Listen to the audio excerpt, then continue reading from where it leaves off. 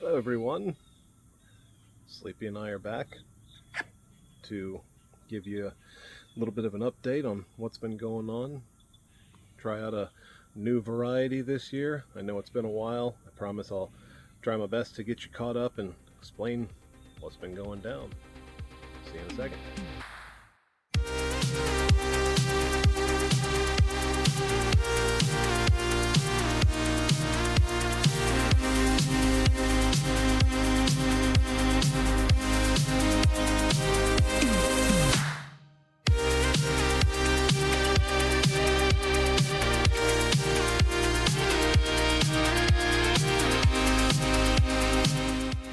Hello everyone.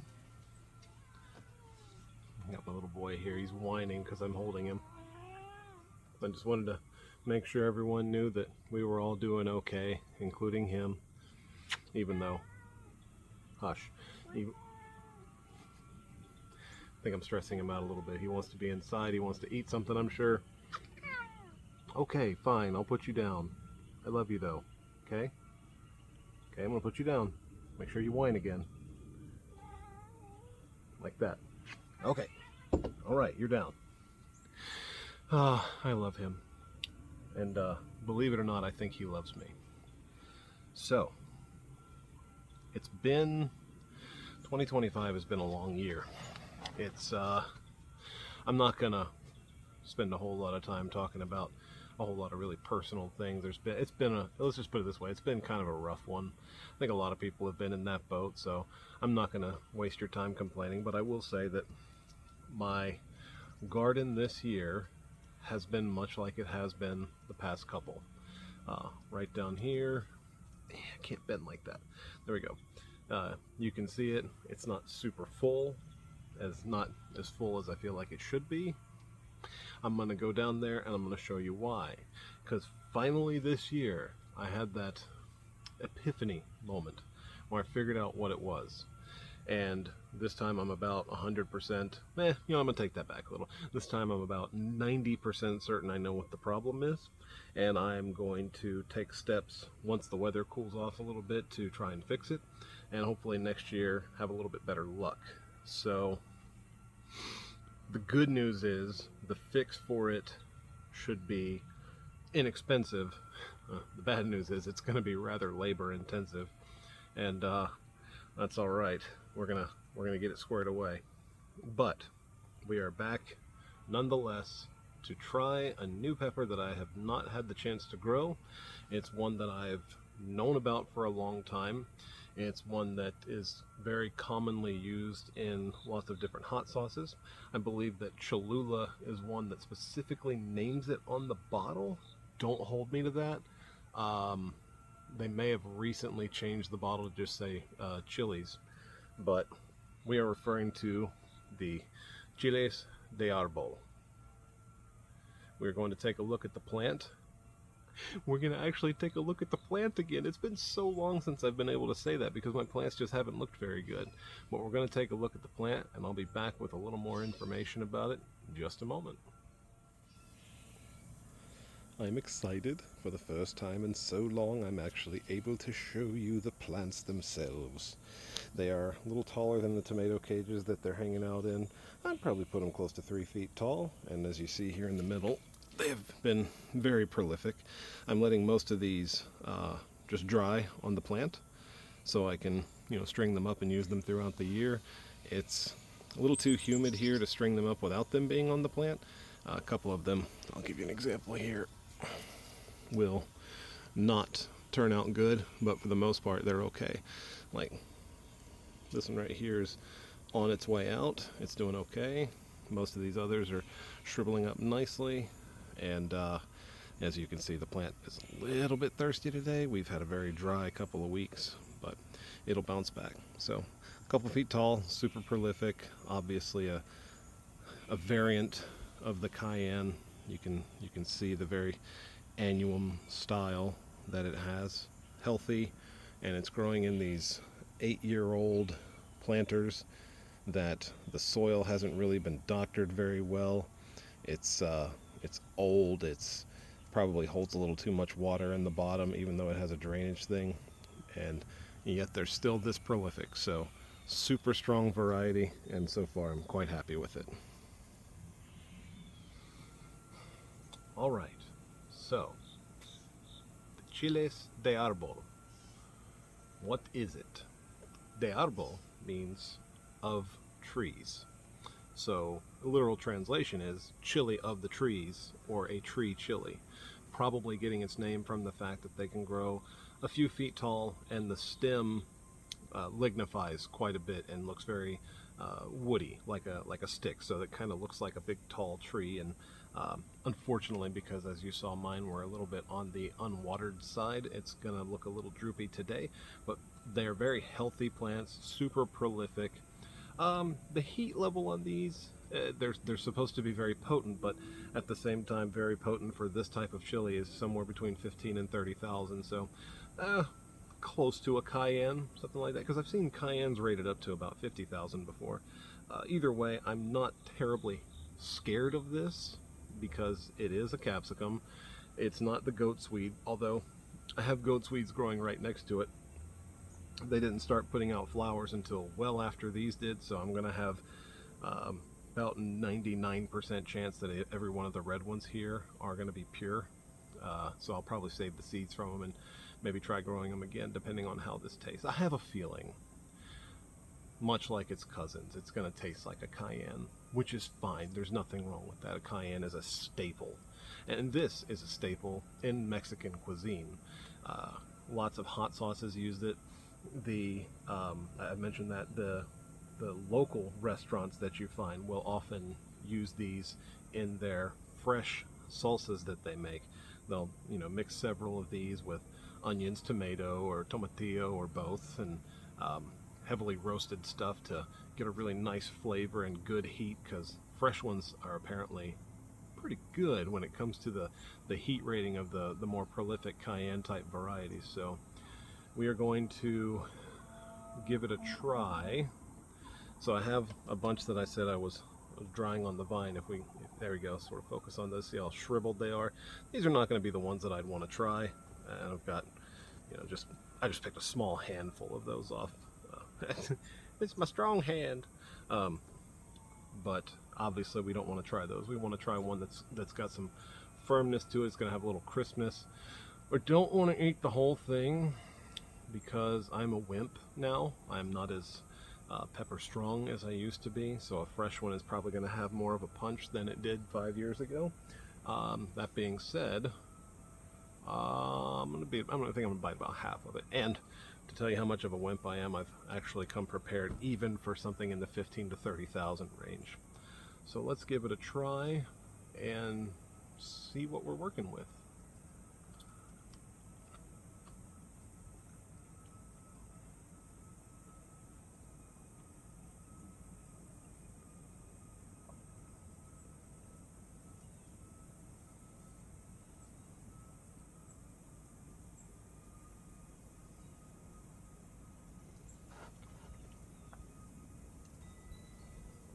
Okay, sorry about that. This one was a little firmer than the others, but had still softened up to the point that the skin was tougher than the rest of it, so I was unable to really chew it. One thing about my teeth is they meet kind of weird. That's my bite. So there's only a couple of places in the back where my molars, which are supposed to be able to really munch and grind things down, are able to process things that have a thick, tough skin. And it's not that it's particularly tough, it's just that it didn't have anything with it. It's like I can eat a sandwich that has bologna on it, but I have to have more sandwich for my teeth to go through. So heat-wise, yeah, this is heat-wise and flavor-wise, this is very much like a cayenne, like a regular cayenne. Not like the dragons or the Thai ones. The Thai ones are significantly more pungent, not pungent, but a little stronger. They've got more of a mouth punch to them. The heat is very fast, but very tolerable. I'm feeling completely fine, and I did get quite a few seeds. Like we're more than halfway through. hang on there. There we go. We're more than halfway through it, and it's almost all seed right there from there on back. Seeds look healthy, and God, it does have a good smell. I haven't had a fresh cayenne in a very long time, and yeah, that's what I would compare this to. Heat level based on it is it's been so long, like I said, since I've had a cayenne. That's just my best comparator, I would say. I am not on the way down. I'm kind of hovering right at that level, so it's really holding on. Now, a restaurant not too far from me that we went to on the way back from a day trip a couple cities over, San Felipe, has a house salsa that they make. Sorry, little goober here decided to join me. They have a house salsa that they make, and they use the arboles in that. And I do remember it being rather hot. Now, this one seems to have actually built a little bit. It's a little hotter now than it was when I was saying that it was mellowing out some. But not bad. It's, again, like this is one of those ones that if you're not a chili head at all, you're gonna feel like you're in trouble. But it's like that manageable amount of trouble. It's like, it's hard to explain. You don't feel like you're getting pulled over by the police. You feel like your parents found you or up a little late at night instead of being asleep like you should have been. Like you're not going to get grounded for it kind of trouble. So now I'm officially on the way down. This is for sure less than it was a minute ago. And I would say that flavor-wise, great. It's just like a cayenne. There's a reason cayennes are used in so many different types of cooking. That's because they're good and prolific. So yeah, this is a very pleasurable one. It's not overbearing.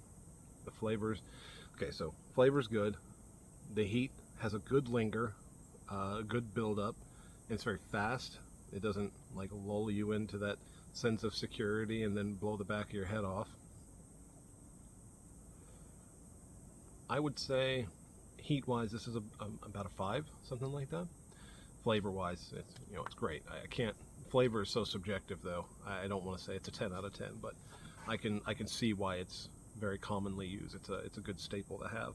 Plus, as you can see, they're so easy to dry, and once they're dry, they'll store basically forever. You can, if you keep them in a cool, dry place out of the sun, you just use them whenever. I'm sure they have a shelf life, but I've had some cayennes that have been dried for years, and I still use those, and they're just fine. So, okay. All in all, I like this variety. I am looking forward to using these. I would like to make a fresh salsa like the ones that you find, the cantina style salsa or the Mexican restaurant style that I had before. I just got to get a good recipe and maybe try out. And yeah, this is good. I like this. Before I leave you, I'm going to take you down to the garden. We're going to have a quick chat with it. And we're going to explain what went wrong with it, so maybe you all can learn from my mistakes.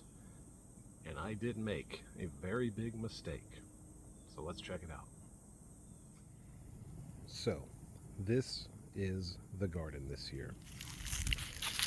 Right here in the front, 1, 2, 3, 4 in a big square, tomatoes were planted. I have not gotten a single tomato from them. This is the only vine that has gotten anywhere near a good height for a vine. Normally they'd have tomatoes that started there and then more there, and then not one tomato this year. 0. The plants are starting to fill out now, but to be clear, these have been in the ground for nearly 6 months. Any of you who have grown peppers before will know that any plant that has been in the ground for 6 months should be way bigger, way thicker, especially when it's got several feet to grow down into. These have not. Why? I will show you. So, I won't be able to show you, I don't think, unless, let's see. Okay, I'm not going to waste your time on it by showing you what it is, but oh boy, What are you trying to do to me? What am I trying to do to me here? Let me get that squared away. There we go. Okay. Crisis averted. Pineapple's looking good, though. Pineapple's looking really good. Oh, yeah, this is kind of weird. So these are both Jamaican yelling yellows. That plant is the same plant as that plant, and yet look how bad it's doing in comparison. There's just no consistency. Here's why. So drainage is not an issue. It's very heavily draining soil, but there's also plenty of good soil in there that holds on to water in the amount that it needs to. The problem is that right there. Now, as you see, this tree does not have a lot of leaves on it. The reason that my garden is doing well right now is because this tree goes dormant early in the year.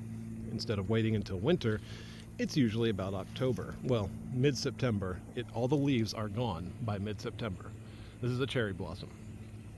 That tree has roots that come down over here and then up into the bottom of the garden and have gotten almost to the surface of this and are leaching everything that these plants need to grow and thrive. So, I'm not going to cut down this tree.